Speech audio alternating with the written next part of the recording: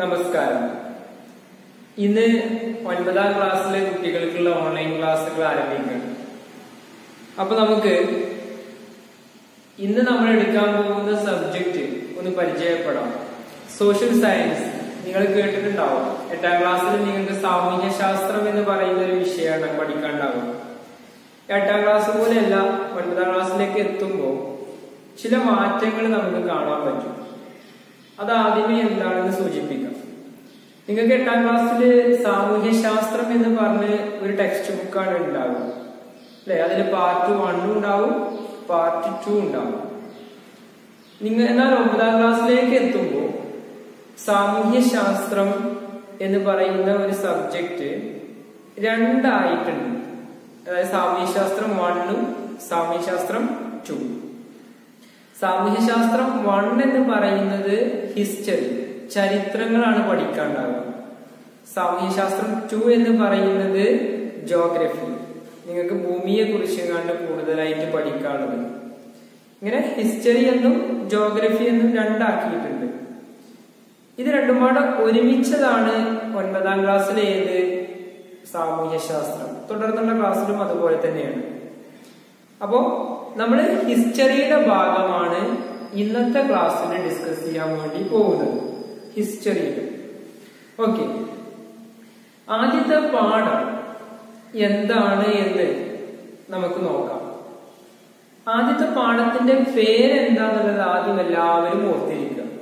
First chapter എന്ന് പറയുന്നത് ഏതാണ്? Medieval world, centres of power. മധ്യകാല ലോകം, അധികാര കേന്ദ്രങ്ങൾ. മധ്യകാല ലോകത്തിനെ കുറിച്ച് കണ്ടാണ് ആദ്യം നിങ്ങൾക്ക് പഠിക്കാനുള്ളത്. അപ്പൊ മധ്യകാല ലോകം എന്ന് പറയുന്നത് ഏതാണ് എന്നുള്ളത് എന്ത് ചെയ്യണം? നിങ്ങൾ മനസ്സിലാക്കണം. നമ്മൾ മധ്യകാല ലോകം എന്ന് പറയുമ്പോൾ എവിടെ മുതൽ എവിടം വരെയാണ് എന്നുള്ളത് എന്ത് ചെയ്യില്ല, ചിലപ്പോ നിങ്ങൾക്ക് അറിഞ്ഞോളണം എന്നില്ല. 8ാം ക്ലാസ്സിൽ നമ്മൾ പഠിച്ചിട്ടുണ്ട്.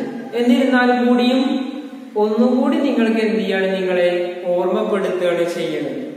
ആദ്യം നമുക്ക് എന്ത് ചെയ്യാം, അധികാര കേന്ദ്രങ്ങൾ നമുക്ക് പഠിക്കാനുണ്ട്, അതാണ് നിൽക്കട്ടെ. ആദ്യം മധ്യകാല ലോകത്തിനെ കുറിച്ച് 2-3 കാര്യങ്ങൾ ആദ്യം തന്നെ മനസ്സിലാക്കും. അപ്പൊ നിങ്ങൾ ഈ ക്ലാസ് കേൾക്കുന്നതിനോട് കൂടെ തന്നെ എന്ത് ചെയ്യാം, നോട്ട്സ് എഴുതാൻ വേണ്ടിയിട്ട് മുന്നിൽ എടുത്തു വെക്കണം. ഓക്കെ, നോട്ട്സ് എല്ലാവരും എടുത്തിട്ടുണ്ടായിരിക്കും എന്ന് കരുതുന്നു. നിങ്ങൾ ആദ്യത്തെ ചാപ്റ്ററിന്റെ പേര് കൊടുക്കുക. ചാപ്റ്റർ 1 എന്താണ്? Medieval world, centres of power. ഇത് ഇംഗ്ലീഷ് മീഡിയംകാരാണ് എഴുതേണ്ടത്. ദെൻ മലയാളക്കാരൻ എഴുതണ്ടേ? മലയാളം മീഡിയക്കാർ എഴുതേണ്ടത് മധ്യകാല ലോകം, അധികാര കേന്ദ്രങ്ങൾ എന്ന് എഴുതി വെക്കുക. ഓക്കെ, ഇനി പറയുന്ന കാര്യങ്ങള് നിങ്ങള് ജസ്റ്റ് ഒന്ന് നോട്ട് ചെയ്ത് വെക്കുക. ഓരോ പോയിന്റുകളായിട്ട് നിങ്ങള് നോട്ട് ചെയ്ത് വെക്കുക. ഏതൊക്കെയാണെന്നറിയോ? ആദ്യം എന്താണ് മധ്യകാല ലോകം? എവിടെ മുതൽ എവിടം വരെയുള്ള കാലഘട്ടമാണ് മധ്യകാല ലോകം എന്നുള്ളതാണ് ഫസ്റ്റ് നോട്ട് ചെയ്യേണ്ട ഒരു കാര്യം, എഴുതി വെക്കേണ്ട ഒരു കാര്യം.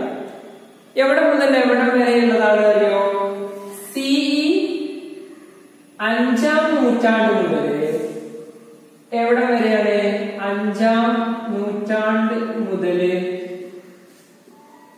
CE 15ാം നൂറ്റാണ്ട് വരെ, 15ാം നൂറ്റാണ്ട് വരെയുള്ള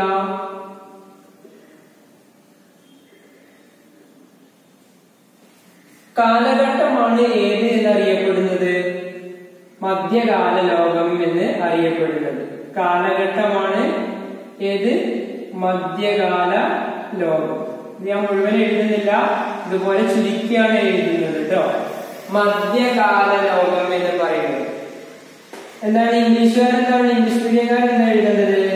ദി പീരിയഡ് ബിറ്റ്വീൻ 5th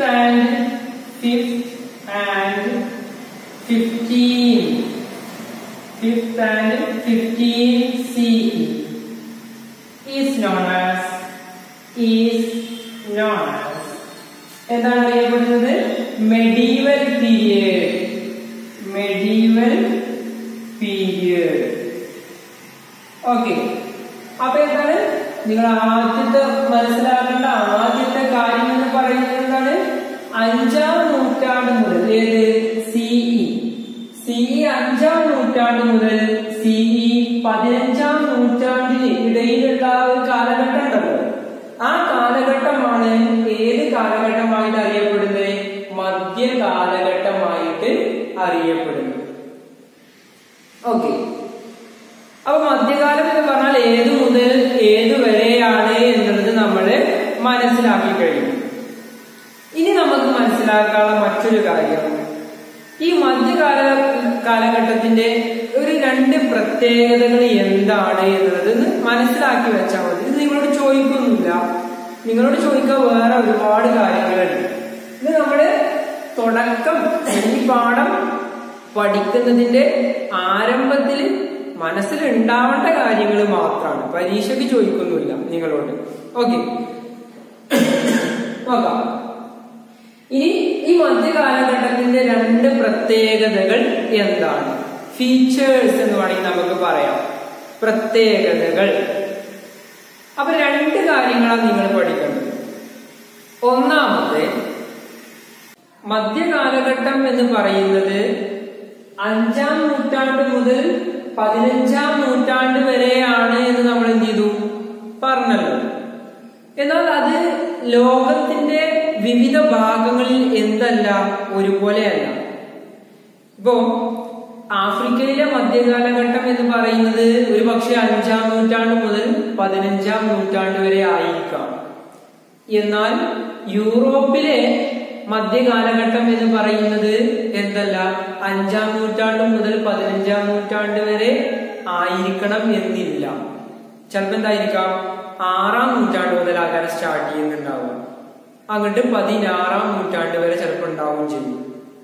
അപ്പൊ അത് സെയിം അല്ല, അതായത് ഒരുപോലെയല്ല. മധ്യകാലഘട്ടം ലോകത്തിന്റെ വിവിധ ഭാഗങ്ങളിൽ ഒരുപോലെയല്ല എന്നതാണ് ആദ്യത്തെ പ്രത്യേകത. നിങ്ങൾ പ്രത്യേകതകൾ എന്ന് പറഞ്ഞിട്ട് എഴുതുന്നു വേണ്ട, അടുത്ത പോയിന്റ് ആയിട്ട് എഴുതുക.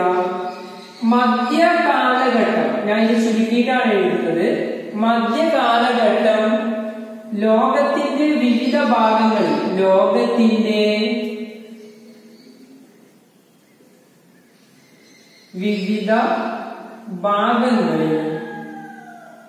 വിവിധ ഭാഗങ്ങളിൽ ഒരുപോലെയല്ല.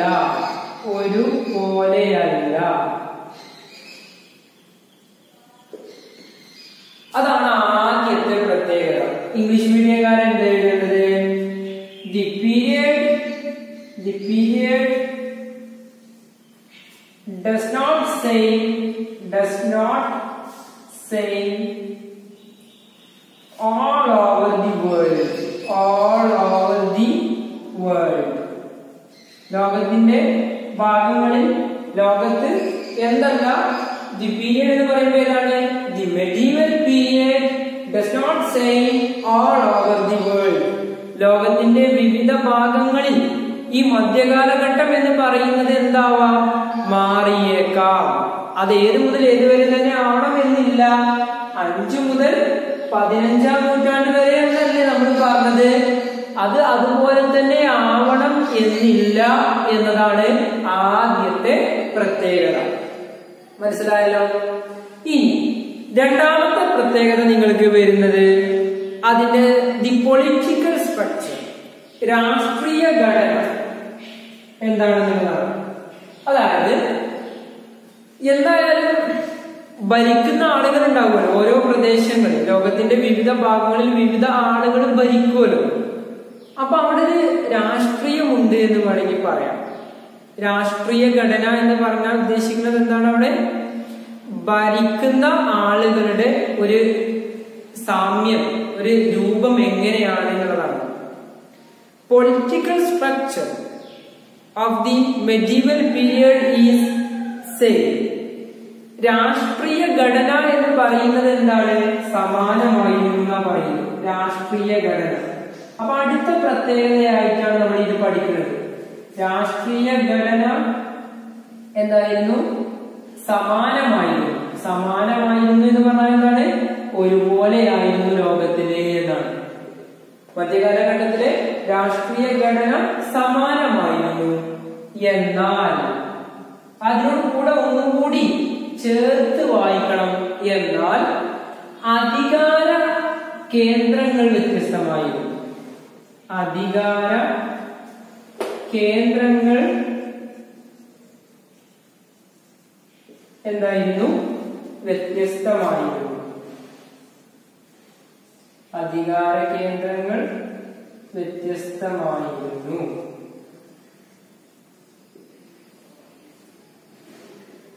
പൊളിറ്റിക്കൽ സ്ട്രക്ചർ പറഞ്ഞതിന് ശേഷം ഞാൻ എന്ത് ചെയ്യാൻ എഴുതാം? രാഷ്ട്രീയ ഘടന സമാനമായിരുന്നു എന്ന് പറഞ്ഞാലേ ഈ മധ്യകാലഘട്ടത്തിലൊക്കെ എന്തായിരുന്നു? ഈ ഭരണാധികാരികളൊക്കെ ഏതുപോലെയുള്ളവരായിരുന്നു? ഒരു ഏകാധിപതികളെ പോലെയായിരുന്നു. ഇപ്പൊ നമ്മള് ഒരു രാജാവ് ഉണ്ടാവും.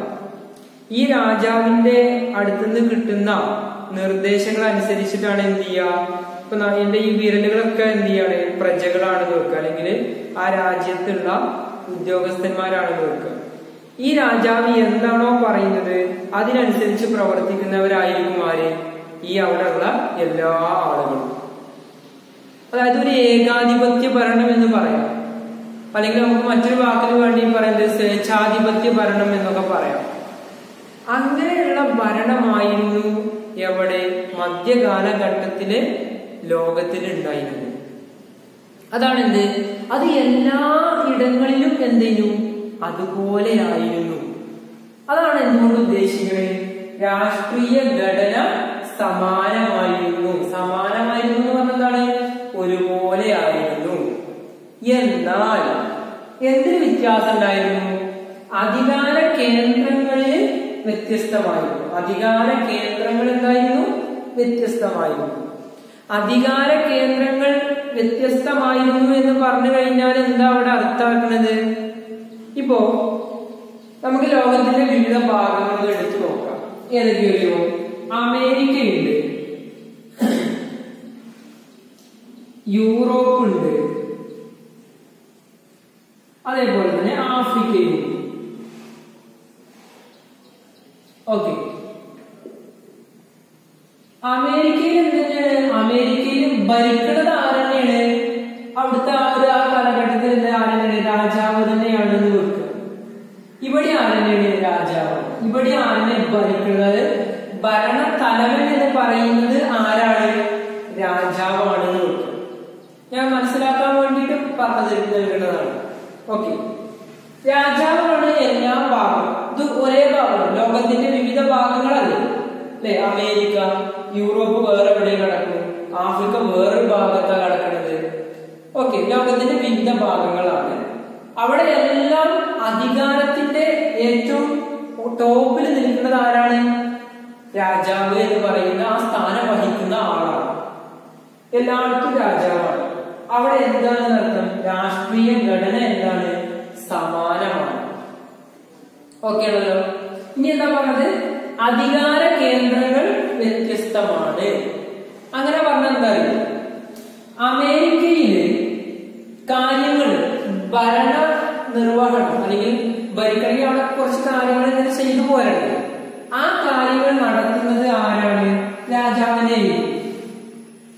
ഓക്കെ, എന്നാൽ യൂറോപ്പിൽ ചിലപ്പോൾ എന്താക്കാരെന്നറിയോ? അവിടെ നടത്തുന്നത് ആരാണ്? ഉദ്യോഗസ്ഥന്മാരാകാൻ. എന്നാൽ ഇവിടെ ആഫ്രിക്കയിൽ ചിലപ്പോൾ എന്തായിരിക്കും? ഉദ്യോഗസ്ഥന്മാരോ അല്ലെങ്കിൽ അവിടെ ചിലപ്പോൾ എന്തുണ്ടാവും? അതിനായിട്ട് വേറൊരു ടീം, മന്ത്രിമാരോ അങ്ങനെയൊക്കെ ആൾക്കാരുണ്ടാവും. അപ്പൊ ഇവിടെ രാജാവ് എന്ത് ചെയ്യുന്നു? മേൽനോട്ടം വഹിക്കുന്നുള്ളൂ. കാര്യങ്ങളെല്ലാം നടത്തുന്നത് ആരാണ്? ഉദ്യോഗസ്ഥന്മാരോ മന്ത്രിമാരോ. ഇത് നിങ്ങൾക്ക് മനസ്സിലാക്കാൻ വേണ്ടി ഉദാഹരണം പറഞ്ഞതാണ്, ഈ ഒരു പോയിന്റ് മനസ്സിലാക്കാൻ വേണ്ടിയിട്ട്. യൂറോപ്പിൽ രാജാവാണ് മേൽനോട്ടം വഹിക്കുക, പക്ഷെ അവിടെ കാര്യങ്ങൾ നടത്തുന്നത് ആരാണ്? ഉദ്യോഗസ്ഥന്മാരാകാൻ. അമേരിക്കയിൽ രാജാവിനെയാണ് മേൽനോട്ടം വഹിക്കുക, കാര്യങ്ങൾ നടത്തുന്നതും ആരാണ്? രാജാവ് തന്നെ. അപ്പൊ അധികാര കേന്ദ്രങ്ങൾ വെവ്വേറെ ഇവിടെ, എന്നാൽ രാഷ്ട്രീയ ഘടന എന്താണ്? സമാനമാണ്